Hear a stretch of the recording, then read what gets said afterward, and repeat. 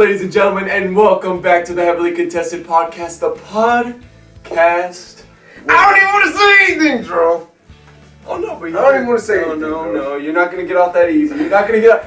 Just so you guys do know. Everyone knows. The Warriors just won the championship yesterday. I'm excited.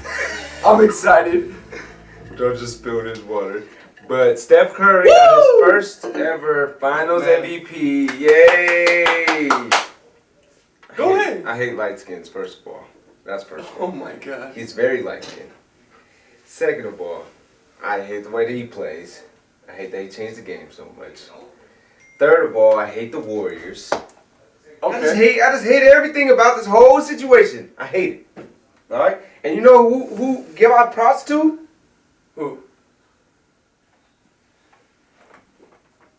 Jason Tatum. Pick this up. You see this? Because the basketball, it ain't working. Maybe he could be like a star receiver or something. Something tells me when it comes to the championship game, though, he might not come through. I don't know, like a 6'8" receiver? He could just be the new Randy Moss or something. I don't know. He was a 6'8" small forward when you saw that didn't work out. Man, I'm excited to watch this. Because I don't want to watch the NBA anymore. I'm over it. Drew. What a season. The Warriors being a 3 seed, making their playoff run. Another championship. Steph Curry now has the same amount of rings as LeBron James. No, he doesn't. The same amount of rings, 4 rings. Actually, he actually has more because we don't count the Mickey Mouse ring. No. So Curry has 4 rings. LeBron has 3. If we want to go there. If we want to go there. No.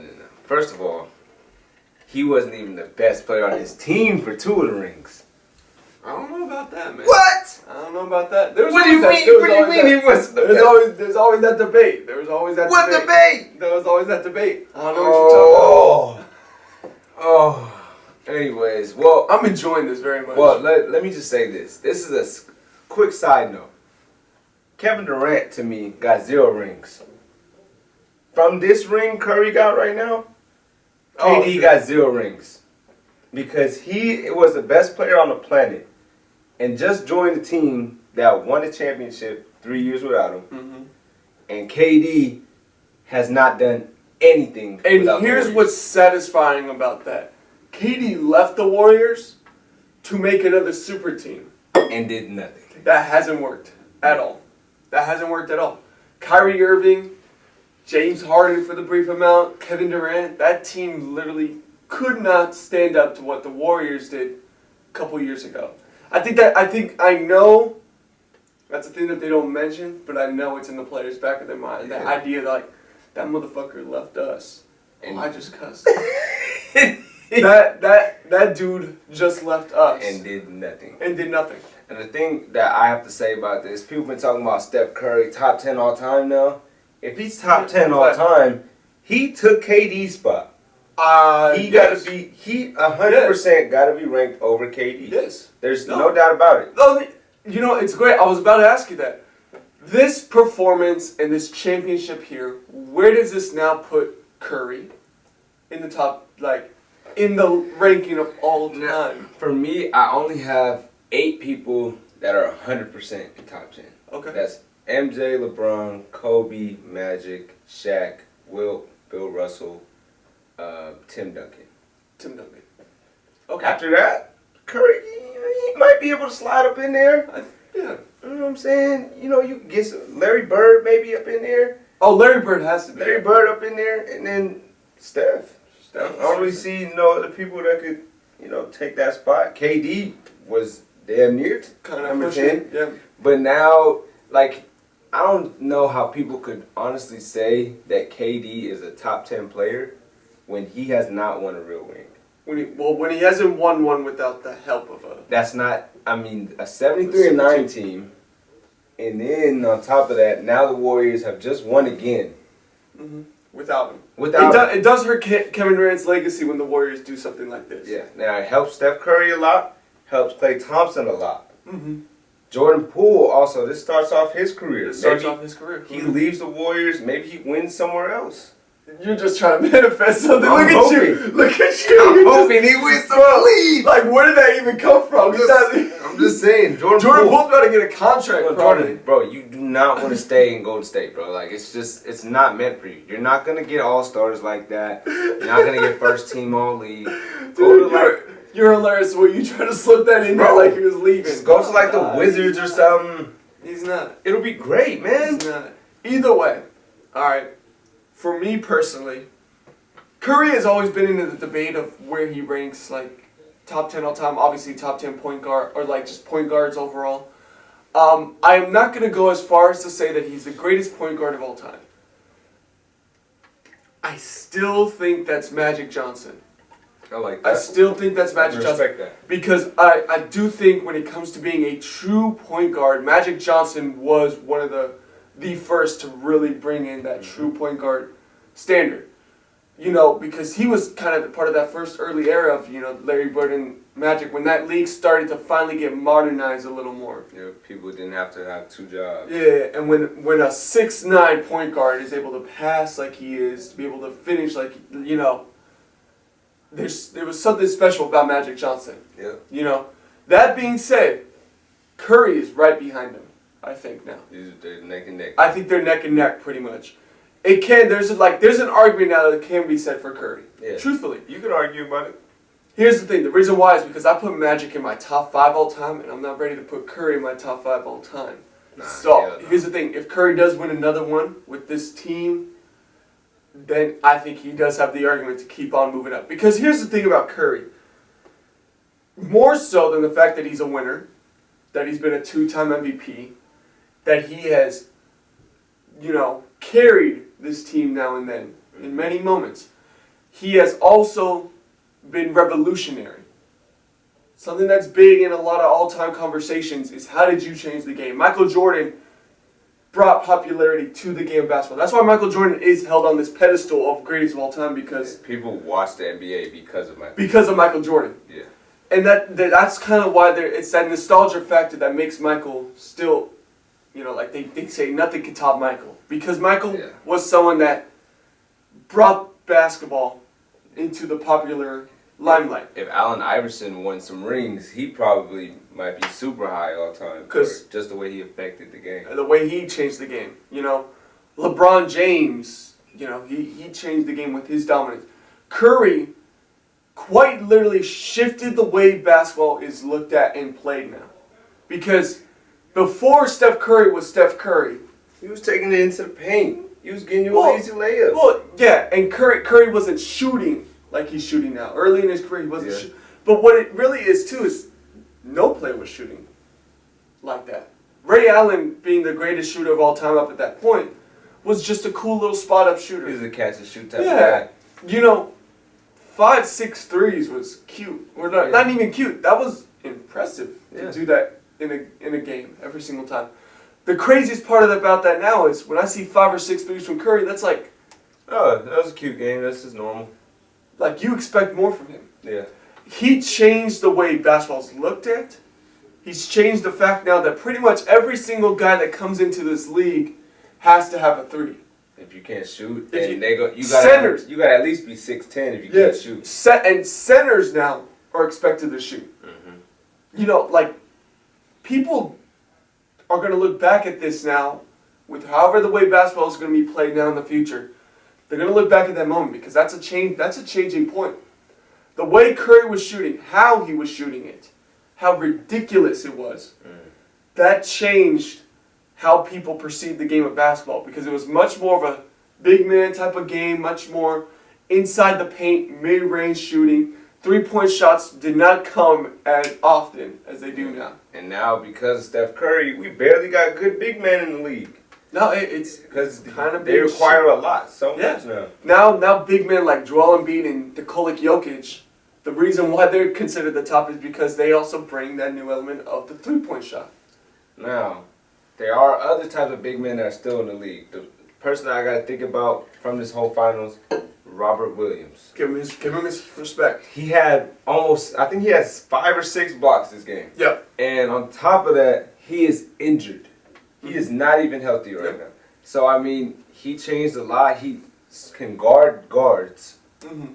all the way from the 3-point line all the way into the paint. He's athletic. He is very athletic. And you could see the difference when Al Horford got on Steph Curry.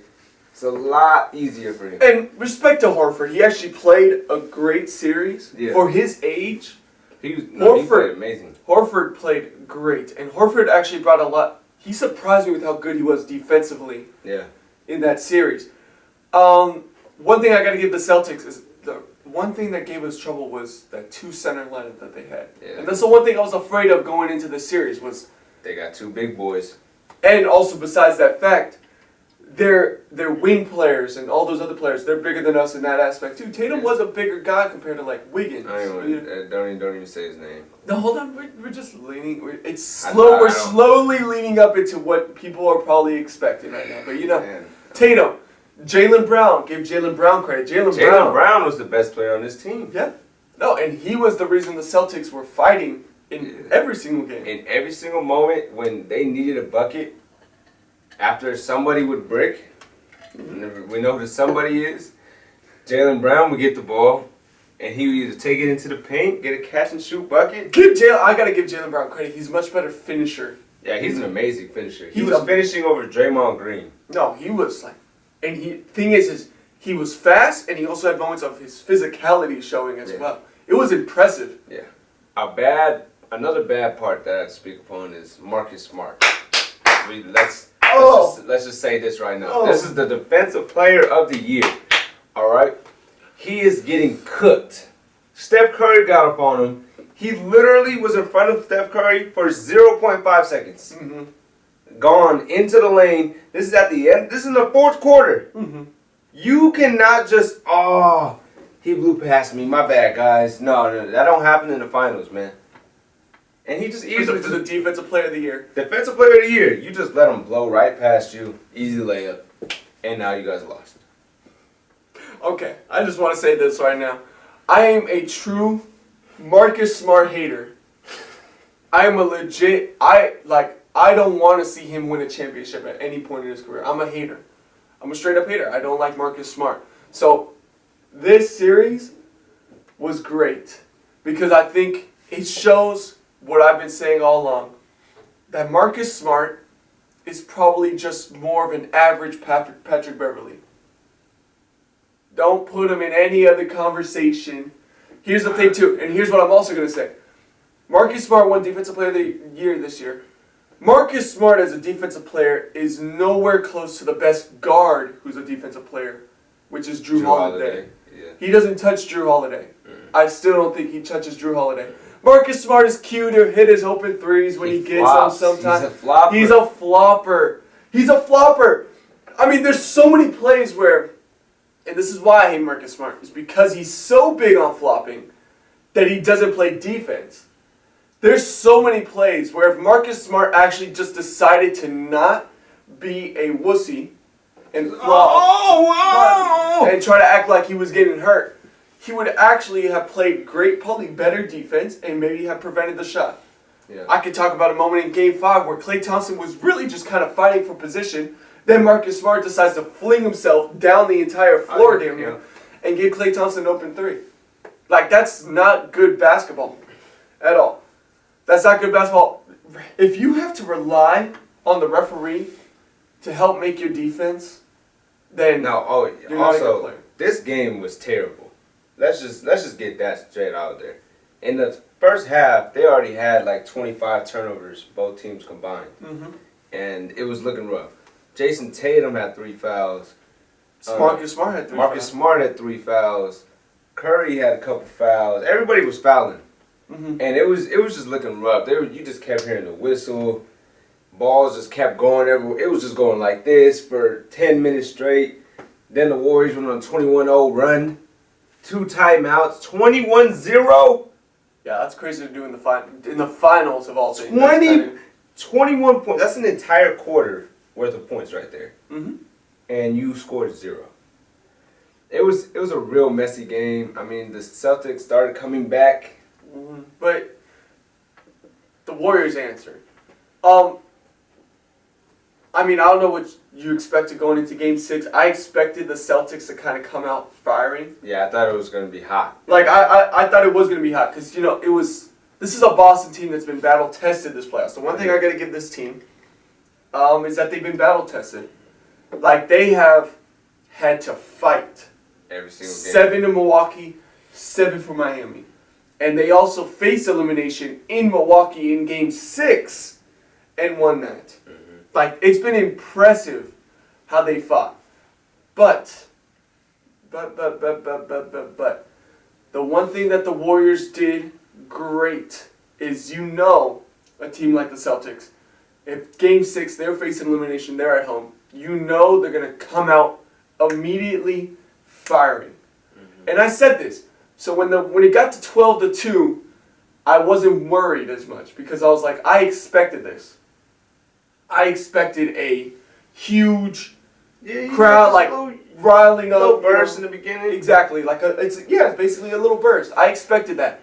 I was thinking though, how are the Warriors going to respond to this burst? And they responded with some fire of their own. Curry. He started out kind of slow actually. A little slow, but finding his rhythm there late into the first, and then that progressed throughout the entire game pretty much. Yeah. But really, I think the real kickstarter here was the Warriors' defense. Yeah, Draymond had a good game. Draymond had his best game of, you can argue, almost the playoffs. Yeah. But the real kickstarter was the fact that it wasn't like when Jordan Poole had his shots here. He had that little hot streak there at the beginning. But our offense was created by our defense. Yeah. And you got to give credit to Andrew Wiggins, who shut down Tatum. Draymond Green, who was doing his thing around the entire floor. Steph Curry was pickpocketing a lot. He was actually playing good defense. And rebounding, too. Yeah. And then the other one, here's your unknown player who stepped up. Gary Payton stepped up. 4 steals in that final game. He did start getting some fouls at the end, but he was actually stepping up. I'll take the fouls. Because, first of all, I think some of those fouls came from flops anyways. But I'll take the fouls if it comes with that great defensive aggressiveness that he brought. And the Warriors just came out with a little bit more spunk. Yeah, than all honesty, it literally... This is what upsets me, though. The Warriors are not as talented as they were in previous years. That's a given. Yeah. When they won the championship in previous years, obviously not as talented. At least... I'll say not as experienced. Not as experienced. And they don't have as high of a ceiling for the playoffs in that one year.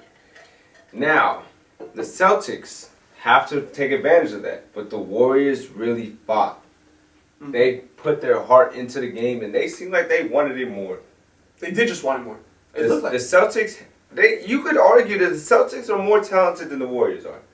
Because in the first game, their best player scored 12 points, and they won the game. Mm-hmm. If Steph Curry scores 12 points, the Warriors are losing.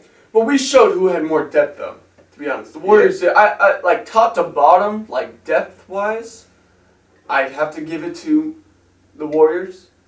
But in any other aspect, I'm taking Jason Tatum and Jaylen Brown over, like, Steph Curry and Klay Thompson right now. Solely because of the fact that Tatum, in the end, can be argued as a top 10 player, and then Jaylen Brown's right there with the way he's playing. He's not a top 10 player anymore. Not yet. Sorry. I'm going to save that for you. I'm pissed. But a couple more thoughts just about this entire series. Obviously, Steph Curry had a different mentality.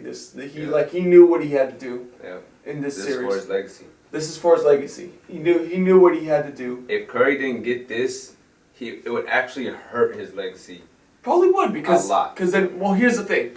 Just imagine the situation if the Warriors lost. You know which arguments are going to come out. Steph Curry can't win without Kevin Durant. Yep.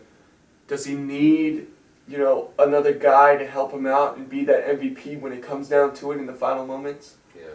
0 MVPs. Poor finals performances. What does this look like on Curry's resume? That would have been talked about. Yeah. That would have been talked about. But Curry just did not let that happen. And I was saying this. Curry was not looking like the Curry that we've seen in his prime at all. This is not prime Curry, just so you guys know. I truly believe that this is not prime Curry, and it's still crazy how good he's playing. Yeah. Because throughout the playoffs, There were plenty of games where Curry was like 2 for 11 from three. Like Yeah. there were multiple games. Was it last game that he literally did not Hit make a a three 3-pointer? did not make a 3-pointer. Yeah. I mean, like, That was scary to me. and like Maverick series, Memphis series, you can call back to these games where it was like, you wouldn't have seen that from Curry in his prime. You know what I mean? Like, there's definitely games that you saw where it's like, okay, you kind of seen that this isn't the same step. But it definitely turned up a notch in the finals. There was a bit of that inspiration that kind of brought back that youth.